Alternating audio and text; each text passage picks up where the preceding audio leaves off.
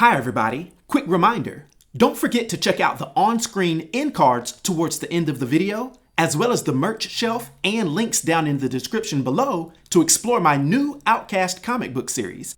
And I just have to say that I genuinely appreciate all of the support that's been shown for this new adventure. Now I hope you're having a great day, and let's dive in to Quentin Quire, aka Kid Omega. Now, he made his explosive first debut in the new X-Men issue number 134 that was released in November of 2002. His full name is Quintavious Quirinius Quire, which is a mouthful, and he's an immensely powerful Omega level mutant that stands 5 feet 8 inches tall and weighs 129 pounds, having brown eyes and originally brown hair, although he's dyed it pink. And he's instantly recognizable by this pink hair, in addition to his counterculture t-shirt slogans and a perpetual smirk of superiority, with him being designed to be an ideological firestorm. He represents the volatile, cynical, and fiercely independent side of mutant youth, being brilliant, deeply insecure, and entirely unafraid to challenge the traditional, peaceful assimilationist philosophies of Professor Charles Xavier, even at times giving Wolverine problems due to his rebellious nature and aversion to leadership. Now, as an officially classified Omega-level Psionic, Quentin's mental capacities have no measurable upper limit, and it's pointless to go into an itemized list of all his abilities. Just know that he can do pretty much anything that most Marvel psionics and telepaths can do, if not more. To briefly go into it though, he is also an extremely high-level genius, with his brain being able to process millions of brilliant, independent thoughts per second, which also helps render him immune to standard mental manipulation. Now, while traditional telepaths favor unseen psychological manipulation, Quentin's loud, aggressive personality manifests his power through solid, bright pink psionic constructs, most famously being a psychic shotgun, crossbows, and energy swords.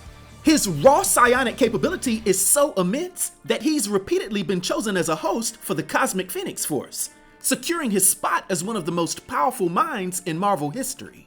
Now, when he first arrived at Xavier Institute for Higher Learning, Quentin was heralded as Xavier's prize pupil, showcasing an unparalleled intellect and vast psychic potential. At just 13 years old, he demonstrated his unique cognitive engineering skills by building custom anti-gravity flotational rings to grant mobility to Martha Johansson, a classmate whose mutant form existed only as a disembodied brain. However, Quentin's psychological stability fractured completely after a devastating phone call from his parents revealing that he was adopted. This identity crisis, compounded by the death of a beloved mutant fashion designer, Jumbo Carnation, allegedly at the hands of anti-mutant humans, drove Quentin to completely reject Xavier's dream of human-mutant coexistence. Seeking radical systemic change, Quentin locked himself in his dorm room, adopted a militant punk aesthetic inspired by old anti-mutant propaganda, and began heavily abusing the substance called kick. This designer drug amplified mutant powers to dangerous levels while accelerating erratic antisocial behaviors. Quentin would then go on to recruit a cabal of angry, disenfranchised students to form the Omega Gang. And under his telepathic influence, the gang engaged in street-level violence against humans before staging a full-blown insurrection during an open house at the Institute. Crafting a telepathy-blocking helmet modeled after Magneto's, Quentin captured Professor Xavier and incited the infamous quote-unquote riot at Xavier's. The rebellion ended in absolute tragedy. To stop him, Sophie Cuckoo, one of the telepathic Stepford Cuckoos, whom Quentin was infatuated with, overdosed on kick and utilized the Cerebra device to break his mind. The immense strain, however, killed Sophie, leaving a permanent scar on Quentin's psyche.